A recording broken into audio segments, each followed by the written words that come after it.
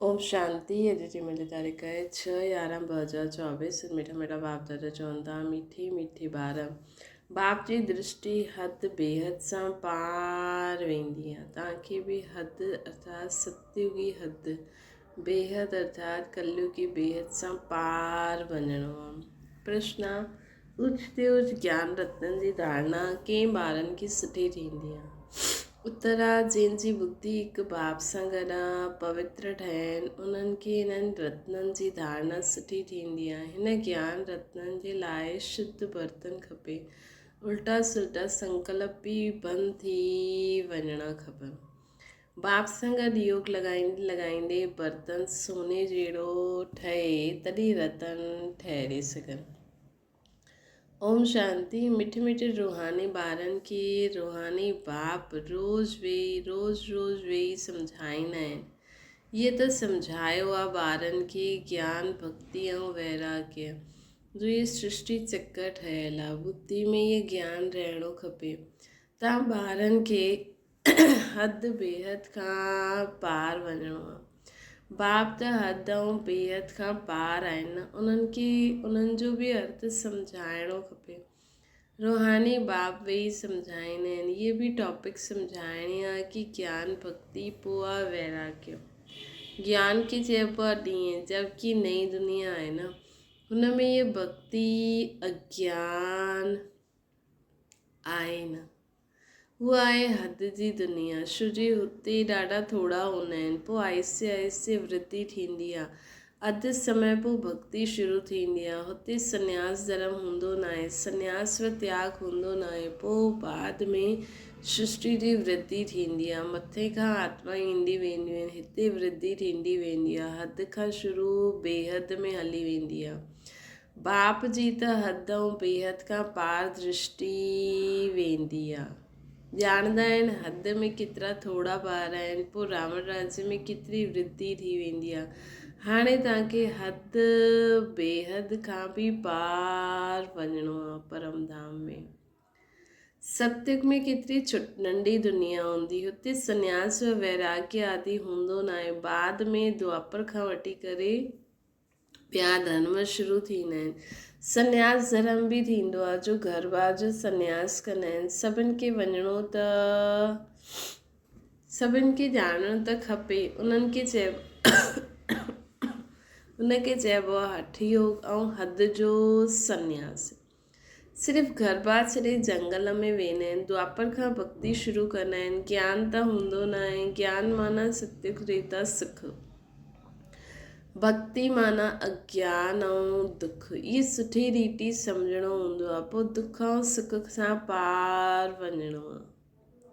बसि जाते सितारा ई सितारा, कोई दुख सुख जी फीलिंग न आहे। शांति एंड प्योरिटी। हद बेहद खां पार। मनुष्य जांच कंदा आहिनि केसि ताईं समुद्र आहे, आसमान आहे, ॾाढी कोशिशि कंदा आहिनि, परंतु अंत पाए न सघनि। एरोप्लेन में वेंदा आहिनि, हुननि में बि एतिरो तेल खपे जो वापसि अची सघनि। ॾाढा दूर ताईं वेंदा आहिनि, ॾाढो बेहद में वञी न सघनि, हद ताईं ई वेंदा आहिनि। तव्हां त हद बेहद खां पार वेंदा आहियो न। हाणे तव्हां सम्झी सघंदा आहियो, पहिरियों नई दुनिया में हद आहे, ॾाढा थोरा मनुष्य हूंदा आहिनि, न कि सत्युग चइबो आहे।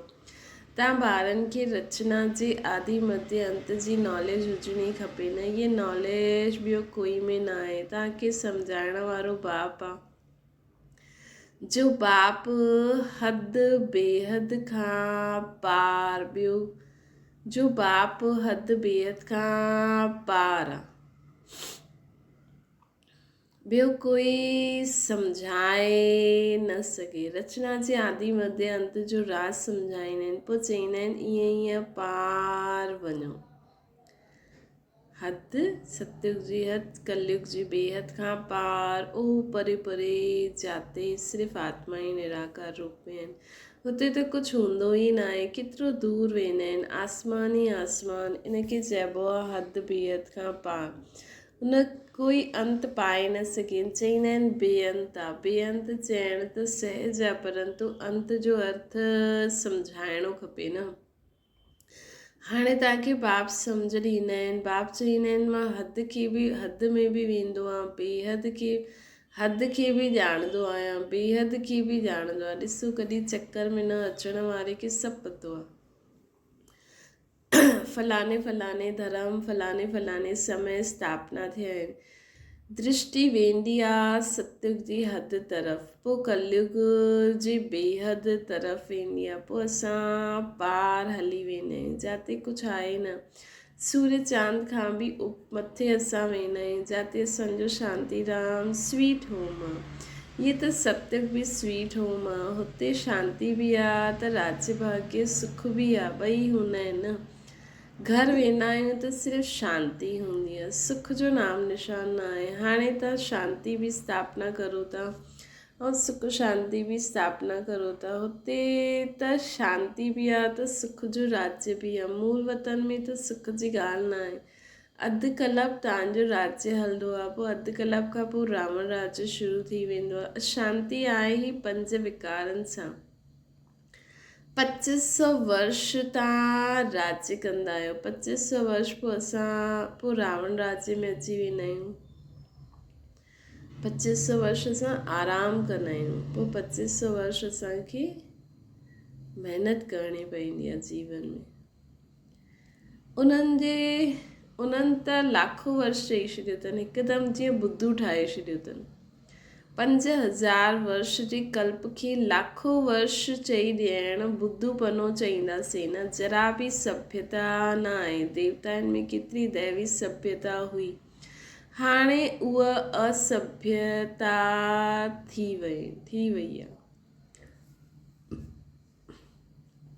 कुझु न ॼाणंदा आहिनि, आसरी गुण अची विया आहिनि। अॻियां तव्हां कुझु न ॼाणंदा हुयो न, काम कटारी हलाई, आदि मध्य अंत दुखी ठहियो न, त बाबा चवनि था अॻियां तव्हां में बि असभ्यता हुई, आसरी गुण अची विया हुया, काम कटारी हलाई, आदि मध्य अंत दुख पायो न। हिन करे हिनखे चइबो आहे, हुनखे चईंदा आहियूं रावण संप्रदाय। ॾेखारींदा आहिनि न राम बंदरनि जी सेना वरितई। हाणे रामचंद्र तेता जो आहे, हुते पोइ बंदर किथां ईंदा। पोइ चईंदा आहिनि राम जी सीता चिराई। अहिड़ी ॻाल्हियूं त हुते हूंदियूं न आहिनि। जीव जानवर आदि 84 लख योनियूं जेतिरियूं हिते आहिनि, है न, ओतिरी सत्युग त्रेता में थोड़ी हूंदा हेॾा जीव जंतु जानवर। इहे सॼो बेहद जो ड्रामो बाप वेई सम्झाईंदा आहिनि। ॿारनि खे ॾाढो दुरादेशी ठहिणो आहे। अॻियां तव्हांखे कुझु बि पतो न हुयो, मनुष्य थी करे नाटक खे न ॼाणंदा हुयो। हाणे तव्हां सम्झंदा आहियो सभिनि खां वॾो ऊचो केरु, ऊच ते ऊचा भॻवान। श्लोक बि ॻाईंदा आहिनि न, ऊचो तुंहिंजो नाम हाणे तव्हांजी सिवाइ ॿियो कंहिंजी बि बुद्धि में न आहे कि ऊच ते ऊच केरु आहे। तव्हां में बि नंबरवार आहिनि जो ऊच ते ऊच बाप खे पहचानंदा आहिनि, ॼाणंदा आहिनि ऐं हुननि जे चए ते हलंदा आहिनि। बाप हद ऐं बेहद ॿिन्हिनि जो राज सम्झाईंदा आहिनि। उन्हनि सां पार कुझु आहे ई न। उहा आहे असांजे रहण जो स्थान, जंहिंखे ब्रह्मांड चईंदासीं। छो जी आत्मा अंडे मिसल आहे न, इन करे हुनजो नाम ब्रह्मांड। अंडे मिसल आत्मा ब्रह्म तत्व में रहंदी आहे। जीअं हिते तव्हां आकाश तत्व में वेठा आहियो न, इन में कुझु ॾिसण में ईंदो आहे छा? रेडियो में चईंदा आहिनि आकाशवाणी। हाणे इहे आकाश त बेअंत आहे, अंत पाए न सघनि, त आकाशवाणी चइण सां मनुष्य छा सम्झंदा? इहे जो मुख आहे न, इहे पोलार आहे। मुख सां वाणी अर्थात आवाज़ निकिरंदी आहे। जीअं पंहिंजो शरीर बि आहे न 5 तत्वनि में डिवाइड थियल आहे, त इहे जेको असांजो गले जो हिसो ईंदो आहे न, इहे आकाश तत्व आहे। त मुख सां वाणी अर्थात आवाज़ निकिरंदी आहे, इन करे चईंदा आहिनि इहे आकाश, मतिलबु आकाश तत्व सां वाणी थी निकिरे। इहे त कॉमन ॻाल्हि आहे न, मुख सां आवाज़ निकिरणु जंहिंखे आकाशवाणी चइबो आहे। बाप खे बि आकाश द्वारा वाणी हलाइणी पई। तव्हां ॿारनि खे पंहिंजो सॼो राज़ सम्झाईंदा आहिनि ताकी निश्चय थींदो आहे ॾाढो सहज जीअं असां आत्मा ई आहियूं उहो बाप बि परमात्मा ई आहे ऊच ते ऊच आत्मा आहे सभिनि खे पंहिंजो पार्ट मिलियल ई आहे सभिनि खां ऊचे ते ऊचे भॻवानु पोइ प्रवृत्ति मार्ग जो युगल मेरो पोइ नंबरवार माला ॾिसो केतिरी थोरी आहे पोइ सृष्टि वधे वधे केतिरी वॾी थी वेंदी आहे केतिरा करोड़ दाणा अर्थात आत्माउनि जी माला आहे ये सभु आहे पढ़ाई बाप जो सम्झाईंदा आहिनि उन्हनि खे सुठी रीति बुद्धि में धारण करो झाड़ जी डिटेल त तव्हां ॿुधंदा रहंदा आहियो न बीज मथे में आहे ये वैराइटी झाड़ आहे हिन जी आयु केतिरी आहे झाड़ वृद्धि खे पाईंदो रहंदो आहे त सॼो ॾींहुं बुद्धि में इहे रहे हिन सृष्टि रूपी कल्पवृक्ष जी आयु बिल्कुलु एक्यूरेट आहे न बिल्कुलु एक्यूरेट आहे 5000 वर्ष सां हिकु सेकेंड जो बि फ़र्क़ु न पई सघंदो आहे तव्हां ॿारनि जी बुद्धि में हाणे केतिरी नॉलेज आहे जो सुठा मज़बूत आहिनि मज़बूत तॾहिं चईंदासीं जॾहिं कंप्लीट प्योरिटी हूंदी तॾहिं हुनखे मज़बूत चईंदासीं हिन नॉलेज जी धारणा करण सां सोने जो बर्तन हिन नॉलेज जी धारणा करण जे लाइ सोने जो बर्तन खपे पोइ अहिड़ो सहज थी वेंदो जीअं बाबा जे लाइ सहज आहे पोइ तव्हांखे बि चईंदा मास्टर नॉलेजफुल पोइ नंबरवार पुरुषार्थ अनुसार माला जो दाणा ठही वेंदा है न पोइ मुख्य जो बाबा जी माला आहे उहो दाणा ठही वेंदा पोइ हुन दाणनि अनुसार ॿिया दाणा बि ठहींदा वेंदा त बाबा जी एॾी वॾी माला थी वेंदी बाबा चईंदा आहिनि ईअं ॻाल्हियूं बाबा बग़ैर कोई सम्झाए न सघे इहा आत्मा बि सम्झाए थी न बाप बि हिन तन द्वारा सम्झाईंदा आहिनि न की देवताउनि जे शरीर द्वारा बाप हिकु ई बार अची करे गुरु ठहींदा आहिनि पोइ बि बाप जो ई पाठ पोइ बि बाप खे ई पाठ वॼाइणो आहे 5000 वर्ष पोइ अची करे वरी बाबा खे ई पाठ वॼाइणो आहे बाप सम्झाईंदा आहिनि ऊच ते ऊच त मां आहियां पोइ मेरो आहे जो आदि में महाराजा महारानी ठहींदा उहो पोइ अची करे अंत में आदि देवी ठहींदा आहिनि इहे सॼो ज्ञान तव्हांजी बुद्धि में आहे न तव्हां किथे बि वेंदा आहियो त वंडर खाईंदा इहे त ठीकु ॿुधाईंदा आहिनि मनुष्य सृष्टि जो बीज रूप ई नॉलेजफुल आहे न उन्हनि जे बग़ैर ॿियो कोई नॉलेज ॾेई न सघे इहे सभु ॻाल्हियूं धारण करणियूं आहिनि परंतु ॿारनि खे धारणा थींदी न आहे ॾाढो सिंपल कोई मुश्किलात न आहे हिकु त यादि जी यात्रा खपे इन में जो पोइ पवित्र बर्तन में ई ठहरे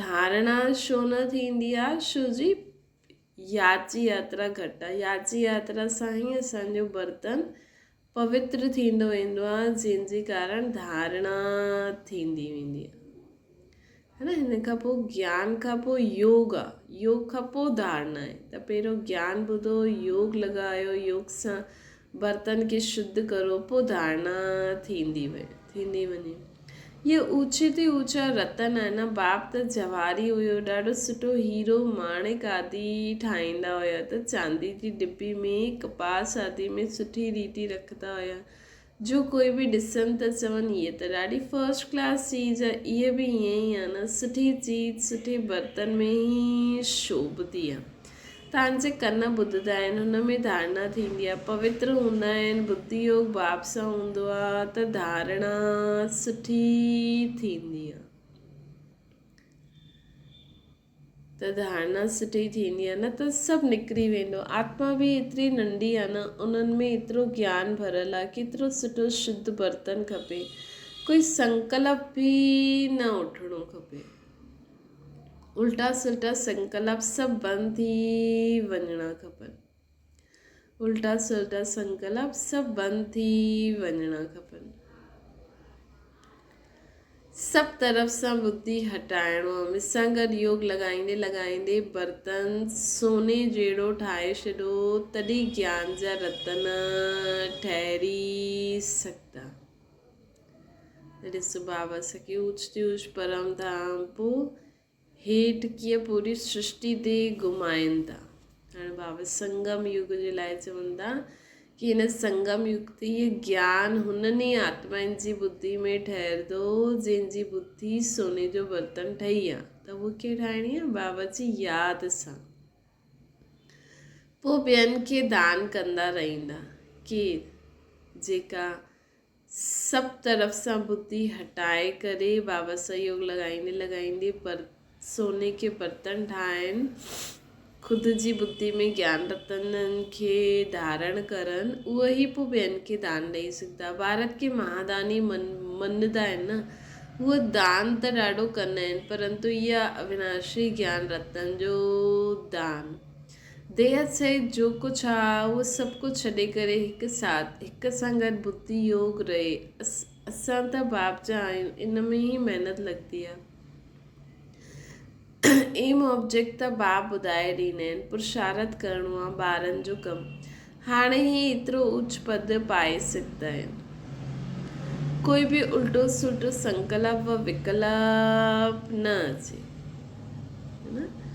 कोई बि उल्टो सुल्टो संकल्प व विकल्प न अचे। हाणे असांजी अहिड़ी स्थिति थी हुजणी खपे कि बसि इहा विकारी छी गंदा संकल्प मन में एंटर ई न थी पाए। अचण जो उहो ई संकल्प न करनि। माया ई अहिड़ा संकल्प ॾियण लाइ कोशिश न करे।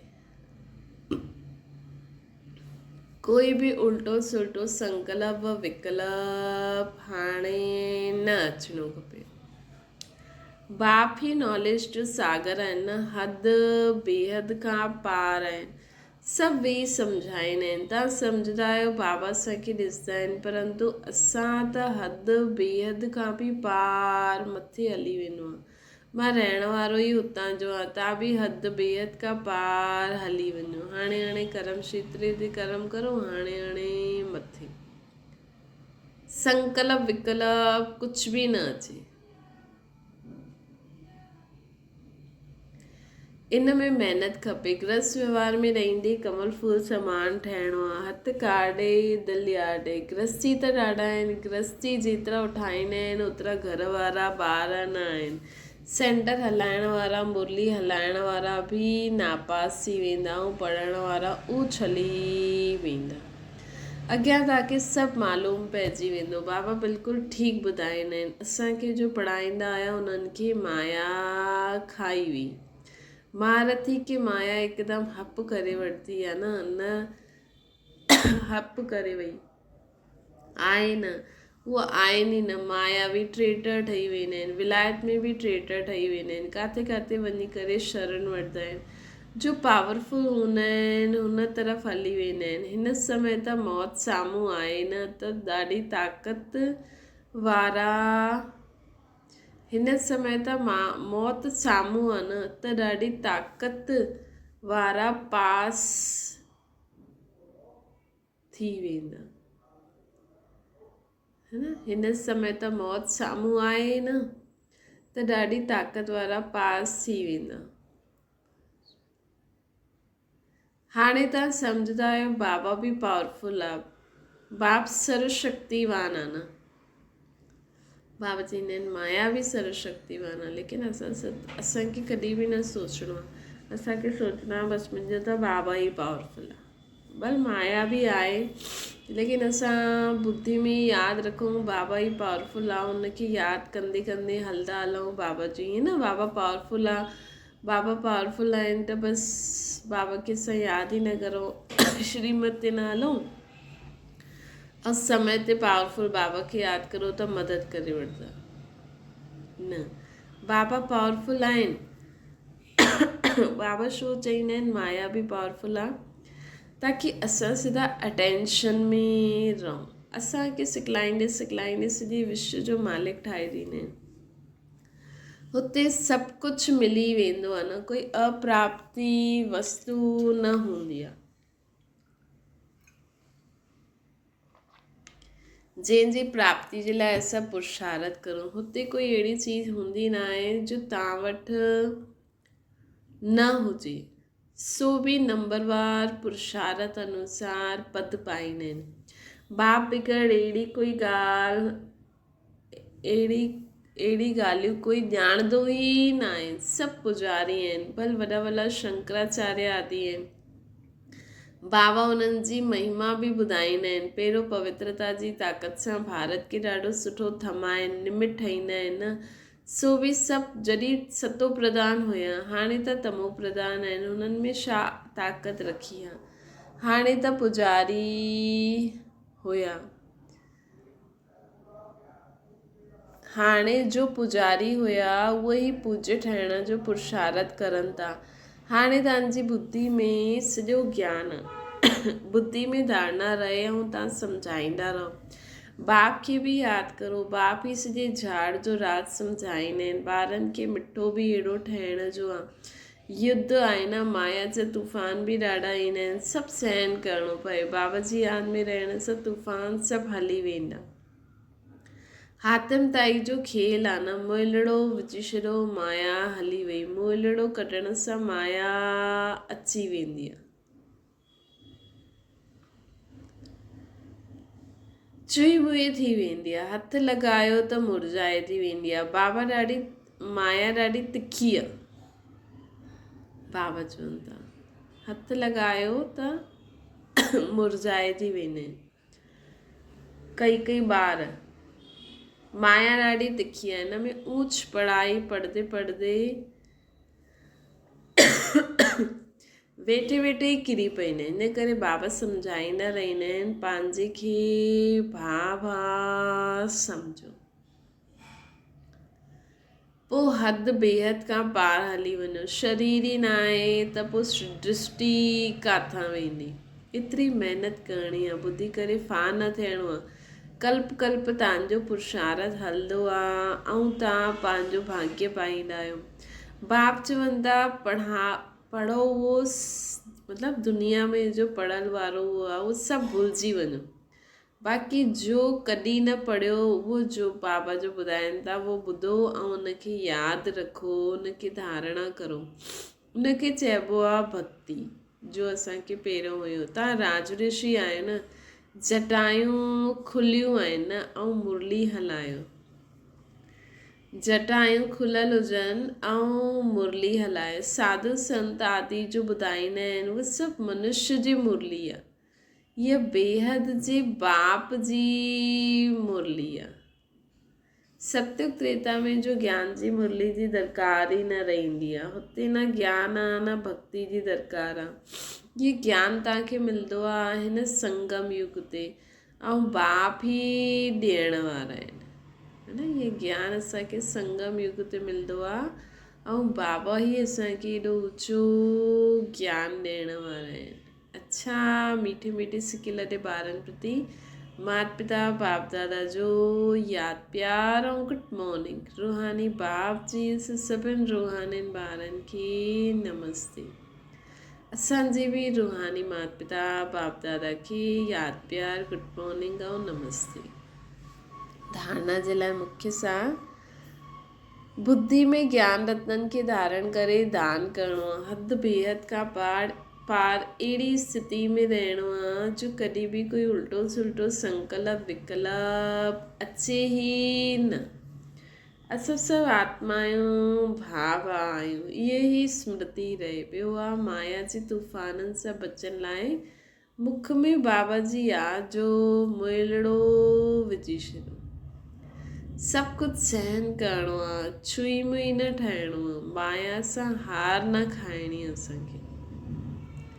सभु कुझु सहन करिणो आहे, छुई मुई न ठाहिणो आहे। माया सां हार न खाइणी आहे। वरदान सदा हिक जे स्नेह में समायल हुआ, हिकु बाप खे सहारो ठाहिण वारा, सर्व आकर्षणनि सां मुक्त ठहो। जो ॿार हिकु बाप जे स्नेह में समायल हुआ आहिनि उहे सर्व प्राप्तियुनि सां संपन्न ऐं संतुष्ट आहिनि। जो ॿार हिकु बाप जे स्नेह में समायल आहिनि उहे सर्व प्राप्तियुनि सां संपन्न ऐं संतुष्ट रहंदा आहिनि। उन्हनि खे जीवन में सभु प्रकार जी प्राप्ति बि हूंदी आहे, संपन्न ऐं संतुष्ट बि रहंदा आहिनि। उन्हनि खे कहिड़े बि प्रकार जो सहारो आकर्षित न कंदो आहे। उन्हनि खे सहज ई हिकु बाप ॿियो न कोई इहा अनुभूति थींदी रहंदी आहे कि बाबा मूंसां गॾु आहिनि। उन्हनि जो हिकु बाप ई संसार आहे। उन्हनि जो हिकु बाप ई संसार आहे। हिकु बाप द्वारा सर्व संबंधनि जे रस जो अनुभव उन्हनि खे थींदो ई रहंदो आहे। उन्हनि जे लाइ सर्व प्राप्तियुनि जो आधार हिकु बाप आहे, न कि वैभव साधन। इन करे उहे सहज ई सर्व सां आकर्षण मुक्त ठहींदा आहिनि, है न। बाक़ी बाबा जे अलावा उहे सभिनि सां सहज ई आकर्षण मुक्त थी वेंदा आहिनि। बाबा सां एतिरो सर्व संबंध सर्व प्राप्तियुनि जी अनुभूति थींदी रहंदी आहे कि उन्हनि खे कोई दुनियावी व्यक्ति, वैभव, धन, संपत्ति, कोई भी चीज़ उन्हनि खे आकर्षित न कंदी आहे, है न। भले वो उनखे यूज़ कंदा लेकिन आकर्षण न थींदा उन्हनि सां। स्लोगन आहे प्रकृति खे पावन ठाहिणो आहे त संपूर्ण लगाव मुक्त ठहो। जॾहिं असांखे सभिनि सां लगाव मुक्त थी वेंदो, हिकु बाप सां ई लगाव रहंदो, तॾहिं असां प्रकृति खे पावन ठाहे सघंदासीं। अच्छा, ओम शांति। बाबा खे यादि करो।